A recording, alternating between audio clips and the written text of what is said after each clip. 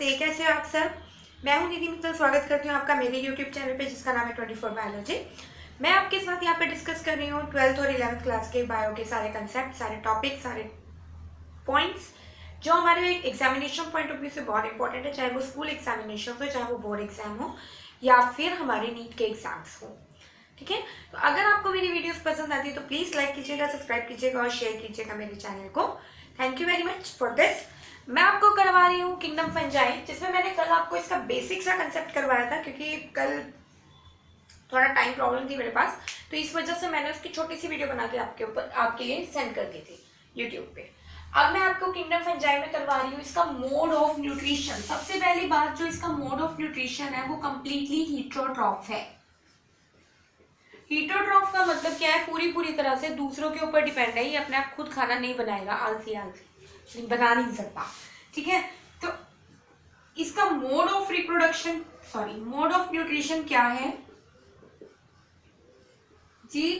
हीटरोट्रॉफ है, तो 3 तरीकों से करेंगे बेसिकली।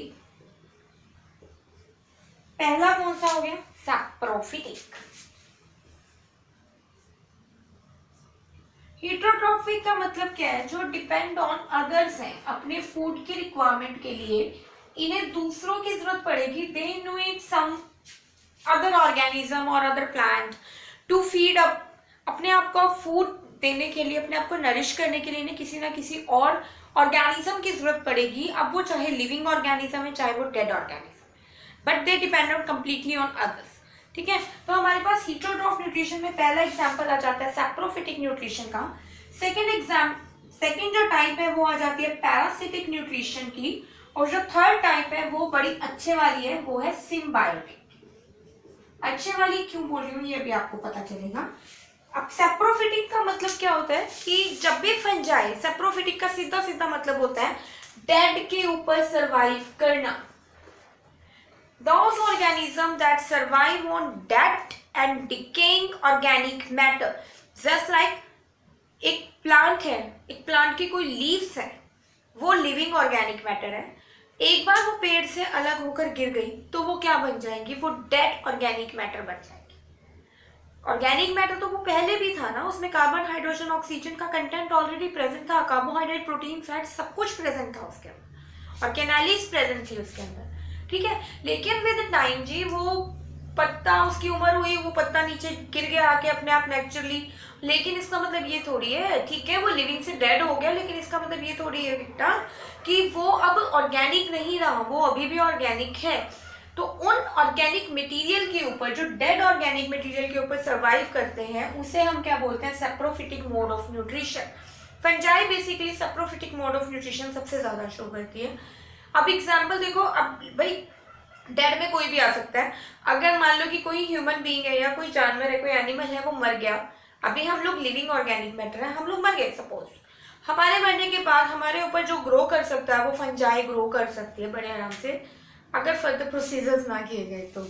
ठीक है, तो सैप्रोफिटिक का मतलब that depend on dead, that feed on dead organism, these are known as saprophytic mode of nutrition.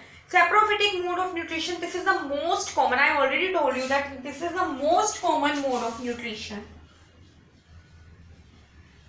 by fungi। जो सबसे पहले लिखा जाता है ना वो सबसे कॉमन सा होता है। ठीक है, so this is the most common mode of nutrition in fungi. इसका एग्जांपल भाई आपकी जो ब्रेड वगैरह है, चाहे रोटी वगैरह है, ये सब भी क्या है? ऑर्गेनिक मैटर है, लेकिन ये लिविंग नहीं है। ठीक है, तो इनके ऊपर भी जो फंगल ग्रो करती है वो सब क्या होती है? Saprophytic mode of nutrition. अब बारी है पैरासिटिक। सैप्रोफिटिक इतनी डिसीज कॉजिंग नहीं होती है क्योंकि डेड के ऊपर है, डेड के ऊपर क्या स्किन होगी, क्या डिसीज कॉज होगी। लेकिन पैरासिटिक का मतलब ये भी दूसरों के ऊपर डिपेंड है, लेकिन ये लिविंग है, ये इससे एक कदम आगे है, ये लिविंग के ऊपर डिपेंड हुए हुए हैं अपने फूड के लिए। जैसे हमारी body, they depend, they feed on living organism, या you can say they completely depend on living bodies, living organism, living bodies के ऊपर, they live on living bodies। ठीक है, live on living bodies। अब वो चाहे प्लांट हो, चाहे एनिमल हो, चाहे ऑर्गेनिज्म हो, चाहे हम लोग हो, चाहे कुछ भी हो। ठीक है। जैसे इसका बेस्ट एग्जांपल जो आपके ये दांत वगैरह होते हैं, ठीक है, इसमें क्या होता है आपकी, आप लिविंग हो ना तो आपकी स्किन के ऊपर आना स्टार्ट हो जाती है, फंगस ग्रो करना स्टार्ट हो जाती है। ऐसे ही कितने प्लांट्स देखे होंगे आपने, उन सब पे फंगस ग्रो करती है। जो वीट के ऊपर है, वीट भी एक लिविंग है, जब तक वो जमीन से बिल्कुल जुड़ा हुआ है, ठीक है, वो लिविंग है। और शुगर केन है, वो भी लिविंग है आपका, जब तक कि वो जड़ के साथ अपने प्लांट के, अपने ग्राउंड से जुड़ा हुआ है।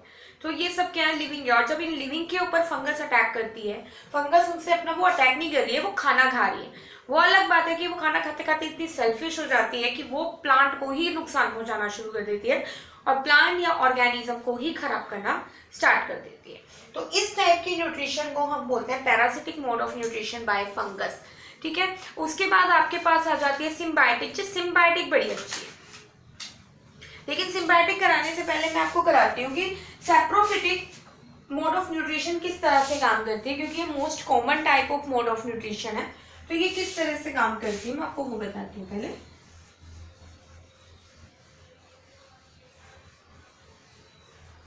जिस सैप्रोफिटिक, देखो मैं आपको एग्जांपल दे देती हूँ ब्रेड का। मैंने अभी ब्रेड का एग्जांपल दिया ना, सैप्रोफिटिक में बड़ा बना देती हूँ। ये मेरा ब्रेड का पीस हो गया, अब जैसा भी बना है ये ब्रेड का पीस है, ठीक है। इसके ऊपर जो फंगस ग्रो कर रही है पूरी तरह से, ये मैं इसके माइसीलियम या यू कैन से हाइफी बना रही हूँ। ये जी ग्रो कर गई, ये क्या हो गए इसके हाइफी, और कंप्लीट स्ट्रक्चर्स हो गया माइसीलियम, ठीक है। अब ये क्या करते हैं, इनकी जो डाइजेशन है वो बेसिकली एक्स्ट्रा सेलुलर डाइजेशन है।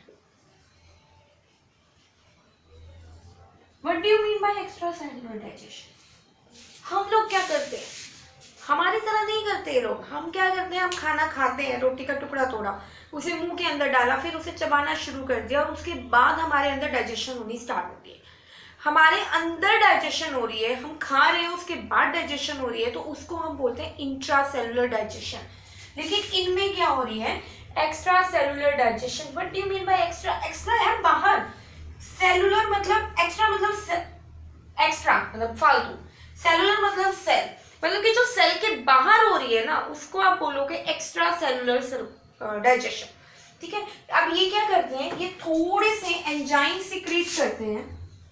ये मैं एंजाइम बना रही हूँ just to symbolize, this is digestive enzyme,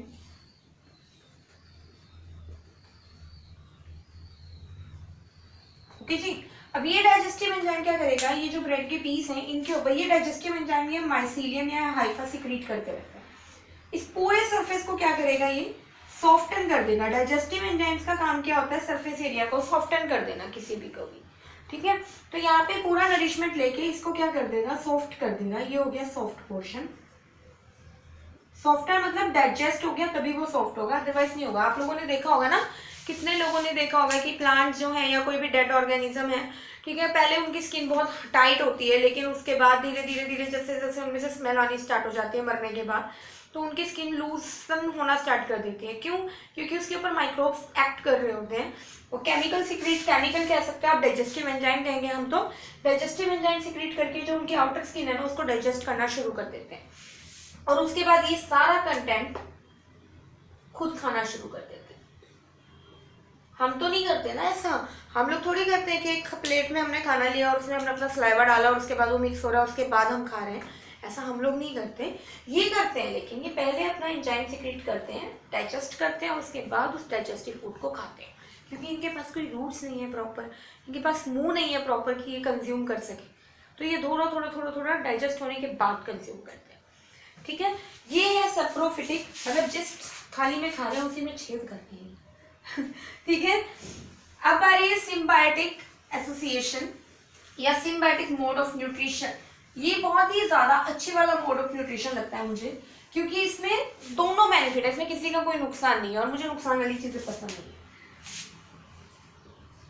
ये अच्छे वाली दोस्ती है, symbiotic association. I always consider it as अच्छे वाली दोस्ती। इसमें दोनों को बेनिफिट मिलेगा, म्यूचुअल बेनिफिट कहते हो।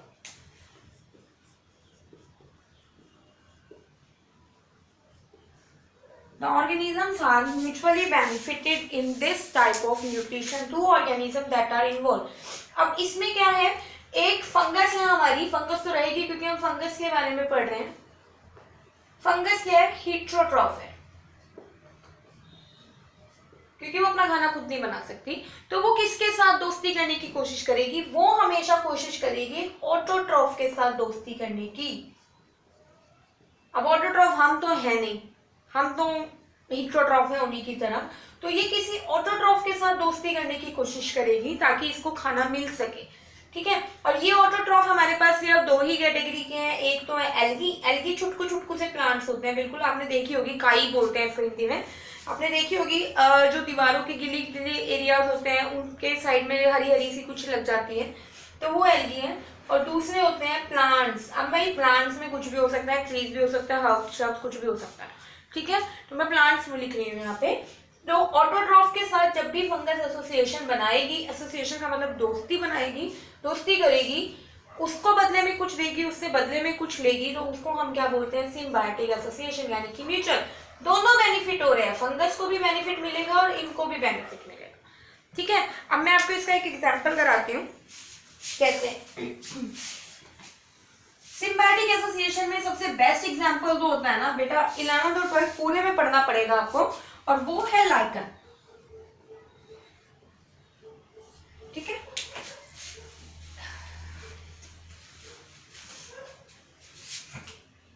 Lichen is a symbiotic association between algae and fungus.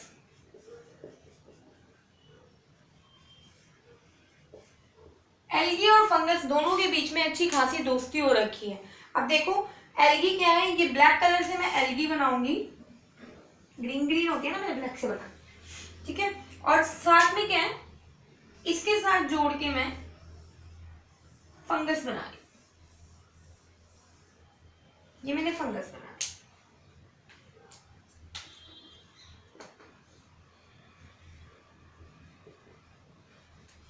ठीक है.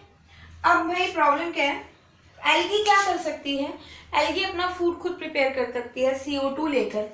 ये आया CO2, ये लिया वाटर. ठीक है. आई सनलाइट.